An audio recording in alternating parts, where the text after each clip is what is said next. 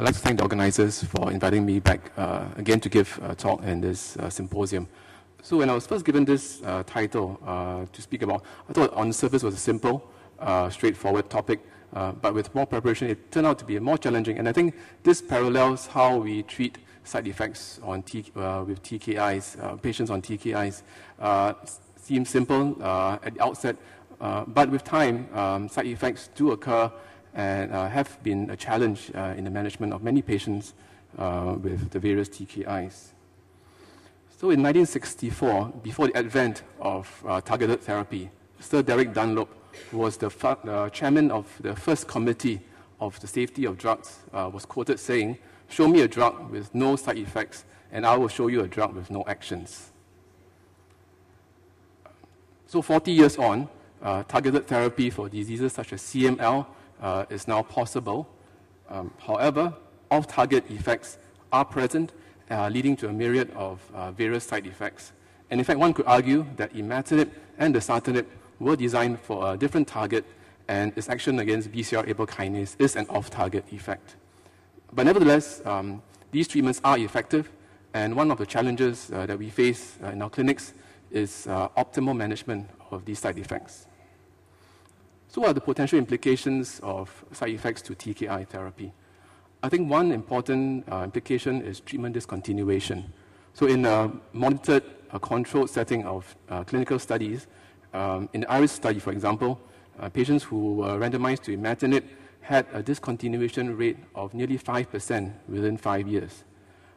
With nilotinib and dasatinib in the frontline therapy, again, you see similar dropout rates due to adverse events.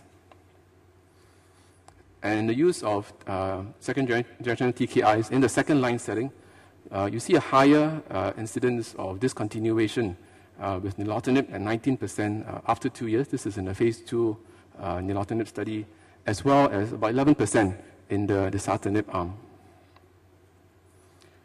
Another implication of side effects is poor adherence, especially with chronic low-grade side effects, which many of patients would face. So I think you've seen this slide before. I think this slide really drives home the message that adherence is predictive of response to CML, to TKIs in CML. And this slide shows very nicely that patients who were less adherent, just 10% less adherent to treatment, had a significantly lower probability of achieving MMR. And I think what was interesting in the publication was that the authors stated that they found significantly lower adherence rates in patients with asthenia, nausea, muscle cramps, bone or joint pains. So again, this really drives on the point that management of side effects optimally would give patients, hopefully, an optimal response. So one of the key features of optimal management is awareness and early identification, both by the patient as well as the physician.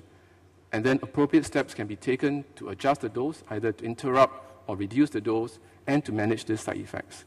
And ultimately, it's hoped that patients can remain on current therapy, especially if they're responding to treatment.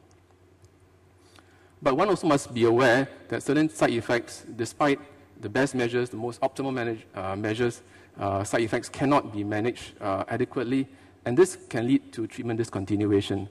So in situations such as life-threatening, severe non-hematologic toxicities, recurrent, severe or persistent, moderate non-hematologic toxicities despite adequate supportive management, dose reductions, or recurrent grade 3, grade 4 hematologic toxicities requiring dose reductions below effective dose. So in these situations, it may be wise for patients to come off treatment and switch to a different TKI. So it's not surprising that hematologic toxicity is the most common adverse event in CML patients on TKIs. But these occur mostly in the first few months. Most of them, in the chronic phase at least, are mild to moderate in severity, grade 1 to 2. And by this, what I mean is a neutrophil count of not less than 1,000 and a platelet count of not less than 50,000. So these are quite common. And by and large, these side effects are self-limiting. However, severe hematologic toxicities do occur, In the ARIS study, patients who received imatinib 400 milligrams, 17% did suffer or did have a grade 3 to 4 neutropenia. That's a neutrophil count of less than 1,000 or less than 500 for grade 4, and 9% had a grade 3 to 4 thrombocytopenia. In the nilotinib, so this is approved nilotinib 300 milligram BID dose for newly diagnosed chronic phase. Again, you see about 10 to 12% incidence of grade 3 to 4 cytopenias, slightly higher with dasatinib at about 20%. Okay, so this first case illustrates how one can manage neutropenias in chronic phase CML. So this 40-year-old female who started on imatinib 400 milligrams, had fairly high white cell count, normal platelet counts. After 4 weeks of treatment, her white cell count normalized, but platelet counts dropped to 65,000. So this is considered grade 2 cytopenia. So what would your next step be? Would it be to stop imatinib or to continue? So again, I think with grade 2 cytopenias, most are self-limiting. Patients at 40 years old, there's no risk of bleeding. I think one would continue imatinib at the same dose without interruption, without dose reduction. But however, in this same patient, 4 weeks later, she develops a grade 3 neutropenia with a neutrophil count of 700. Platelet counts remain low at 70,000. So again, what would you do at this point in time? I think there are varying practices around the world. I think I had a conversation with Dr. Hughes earlier this afternoon, and maybe institution practices may vary from country to country. But locally, what we would do, and maybe what most of you would do, would be to interrupt imatinib at this point in time and allow some form of hemopoiesis to return. So in this patient, 2 weeks later, she had resolution of the grade 3 neutropenia, and we resumed imatinib at 400 milligrams. But 2 weeks later, she had recurrence of grade 3 neutropenia. So at this point, we interrupted imatinib again and resumed at 300 milligrams when her counts recovered. So I think this case just illustrates that most of the time, neutropenias can be self-limiting, can be managed, and this patient remains on 300 milligrams of imatinib. But again, there's also a case in argument that this patient could have continued on 400 milligrams and had spontaneous recovery of hemopoiesis. So again, not surprisingly, grade 3 to 4 toxicities, hematologic toxicities, are more frequent in the advanced phase. So in the imatinib, so patients with accelerated phase treated on imatinib, nearly 50-60% have a grade 3 cytopenias, and much higher in the blast phase.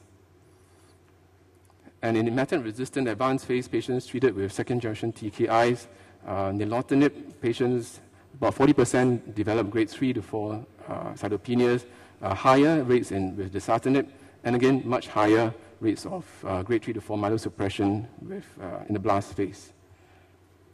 So again, this case, I hope to illustrate how one should manage a patient with hematologic toxicities in blast phase. 60-year-old male, imatinib-resistant blast phase, no sibling donor, so started on dasatinib 140 milligrams once a day.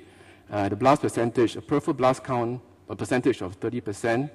And 2 weeks later, this patient had some response in the WBC count, peripheral blast decreased to 10%, but had a grade 3 thrombocytopenia of 40,000. So what do you do now? Do you use the same rule that one would use for chronic phase and stop treatment? No, we didn't. So I think grade 3, we continued with dasatinib at the same dose, but 2 weeks later, this patient developed a grade 4 thrombocytopenia platelet count of 10,000. Peripheral blast had now disappeared. So question now, stop dasatinib or continue? So I think what's important in advanced phase patients is to determine whether the thrombocytopenia or neutropenia is disease-related or treatment-related. So we did a bone marrow at this time, and we saw 15% blast still present in the bone marrow. So obviously, it's hard to decipher or to discern whether the thrombocytopenia is partially related to leukemia or partially related to drugs. But since there was still disease, we continued with dasatinib at the same dose. But 4 weeks later, this patient now has a grade 4 neutropenia, grade 4 cytopenia, grade 4 thrombocytopenia, and bone marrow shows cellularity of less than 10% and no blast. So in this situation, we felt it was justified to interrupt the dasatinib for a while and then to resume 140 milligrams when the cytopenia recovered to grade 3. And this patient has remained on 140 milligrams. But if the patient again develops a grade 4 cytopenia down the road, then it may be, if the patient remains in remission, then one could favor interrupting and resuming at one dose level lower. So as you can see, there's a high incidence of cytopenias in advanced phase, and this is really due to decreased reserves of pH-negative bone marrow rather than toxicities against normal hematopoiesis. So it's very important in the management of advanced phase patients with whatever TKI to be aware if the cytopenias are related to the disease or related to treatment.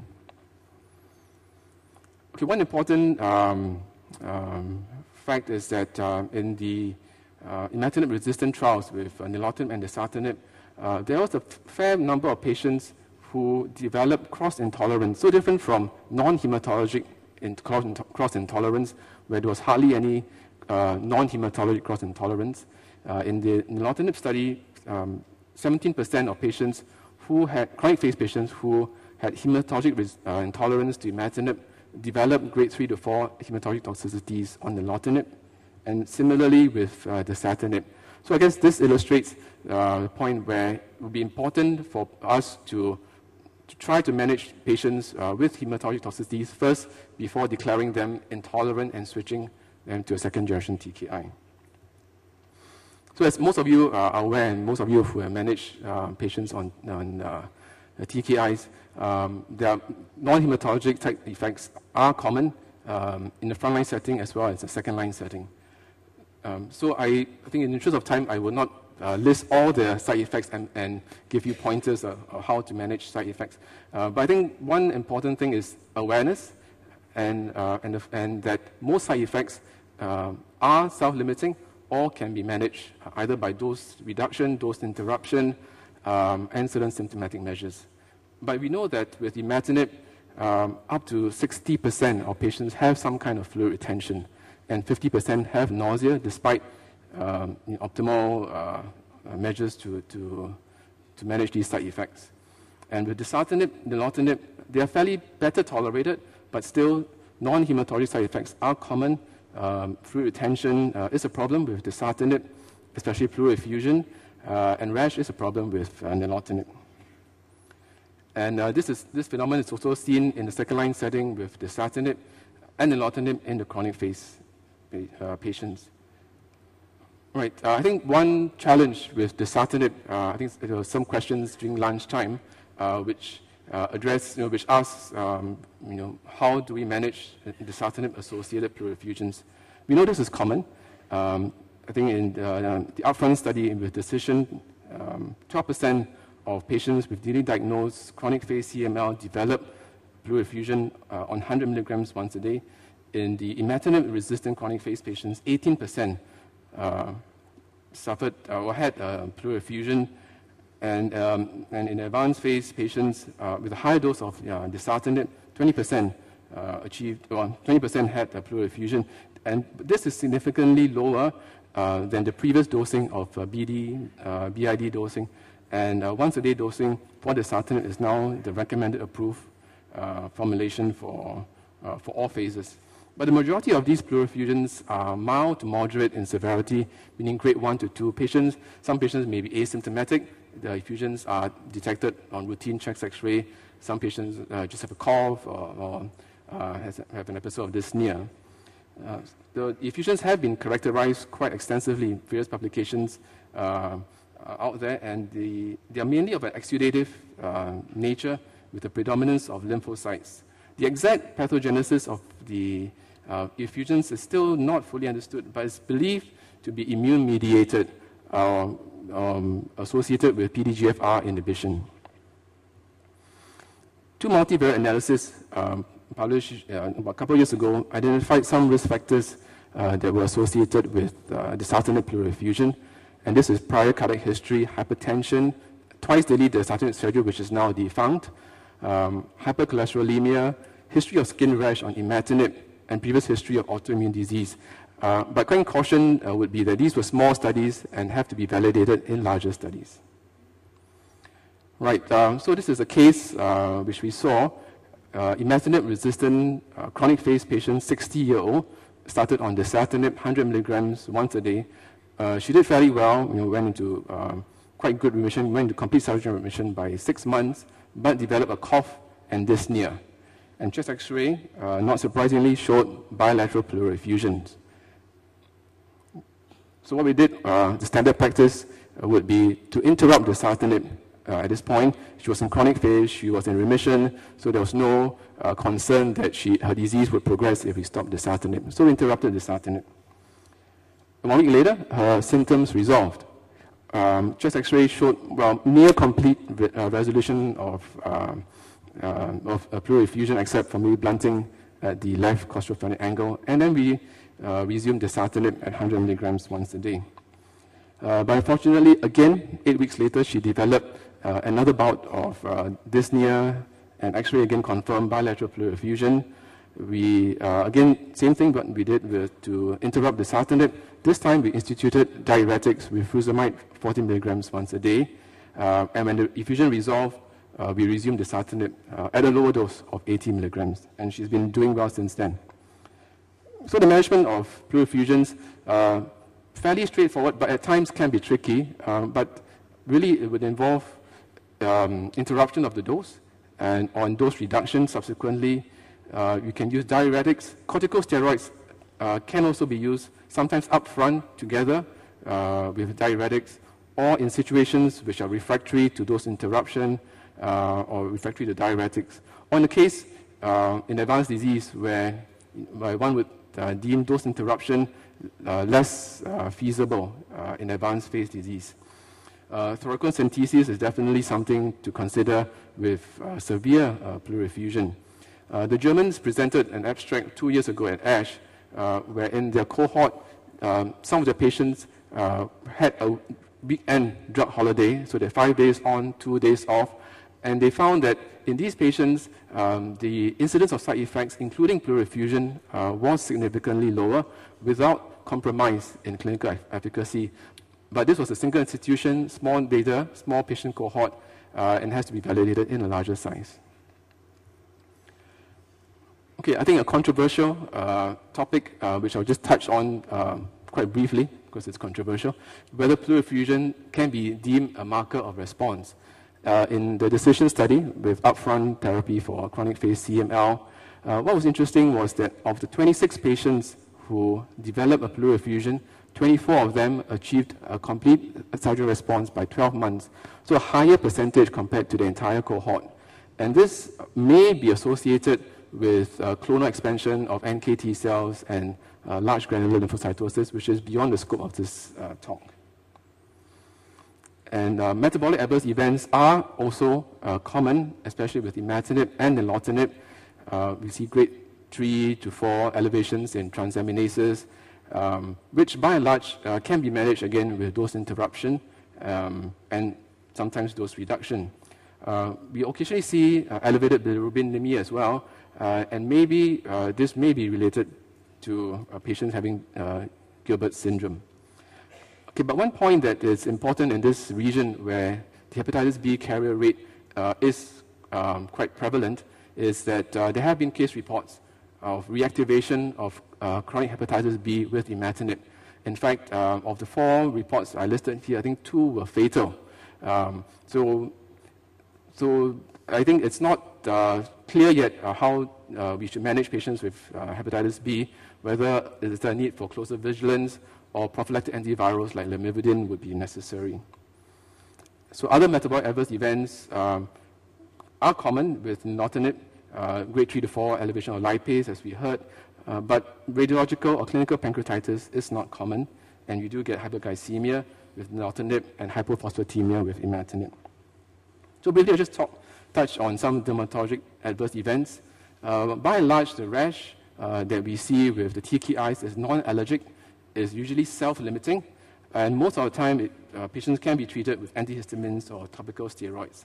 Oral steroids can be used and have been used for more severe cases, and many times in some patients where other TKIs are not available, we can re-challenge them with a lower dose of TKI and gradually build up the dose of TKI under steroid cover. And this has worked before, and there have been reports as well that this strategy does work.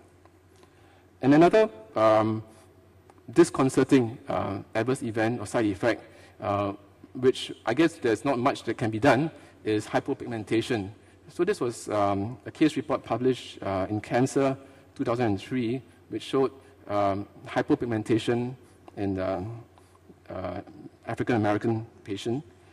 And a report from India, from Bangalore by Raj Chapal, also stated that in their cohort of patients from the Indian subcontinent, 72% of patients had some form of hypo or hyperpigmentation seen.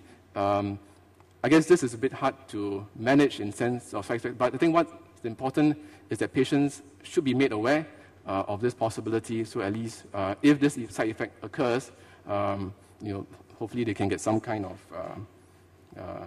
social or psychological counseling. Okay, I think as I mentioned, there's just too much to cover in terms of management of side effects, so I would recommend that you read these two very good review articles, one from Elias Jabu, which appeared in Leukemia this year, another by Dr. Pinala Ibas in Cancer. And finally, just before I pass to the next speaker, maybe not all side effects are adverse. Okay, the French published in the New England Journal 2 years after imatinib was used in a clinical setting, in that 9 out of 133 patients with gray hair before imatinib treatment had progressive repigmentation of the hair during treatment. So this spurned, believe it or not, a flurry activity in the hair dye industry. Gleevec cream was purported to restore your natural hair color in just 3 weeks, and Gleevec Plus formulation can thicken and condition gray thinning hair. But with any potent treatment, side effects may include unexpected therapeutic responses in CML or GIST, and please be careful with individuals with hepatic and renal dysfunction. Okay, so with that, I thank you.